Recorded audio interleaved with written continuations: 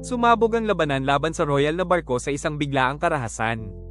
Ang mga sasakyang pandagat ni Ilian ay sumugod sa gitna ng digmaan na parang mga mandaragit na wala ng atrasan. Umatungal ang mga kanyen. Nanginginig ang mga palo sa lakas ng mga tama. Alam ng bawat marinero na ang labanang ito ang magtatakda sa kapalaran ng lahat ng mga itinaboy ng karagatan. Sumampa si Ilian sa paglusob ng halos magdikit ang mga hull ng dalawang barko. Nababalot ng usok ang mga kubyerta.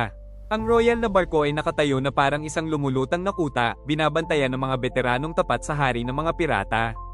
Pinamunuan ng tiranong iyon ang kanyang mga tauhan sa isang malamig na tinig, simbolo ng ganap na kapangyarihang dumudurog sa mga malaya.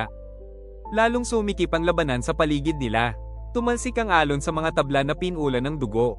Umusad si Ilian ng may mabangis na determinasyon, dala ng mga taon ng pagtakas, pagkawala at katahimikan. Bawat hakbang ay naglalapit sa kanya sa lalaking isinumpa niyang pabagsakin. Parang pinipigil ng dagat ang sariling hininga sa kanilang paligid. Nang magharap ang dalawang lalaki, halos naglaho ang ingay ng digmaan. Nakita ni Ilian sa mga mata ng hari ang sinaunang kalupitan na hinubog ng dominasyon at takot. Naunawaan niyang hindi kailanman aatras ang taong iyon. Magkakaugnay ang kanilang mga tadhana mula pa sa unang araw ng kanyang pagkatapon. Maikli at brutal ang duwelo. Nabahira ng dugo ang kahoy ng kubyerta. Nagsalpukan ng mga talong sa ilalim ng langit na walang ulap. Sa huli nakuha ni Ilian ng lamang, pinalakas ng puwersang isinilang mula sa lahat ng kawalang katarungang kanyang dinanas. Bumagsak ang hari ng mga pirata, nag-iwan ng katahimikang mabigat na parang hatol. Umatras ang mga marinero ng koalisyon, nayanig sa pagkamatay ng kanilang pinuno.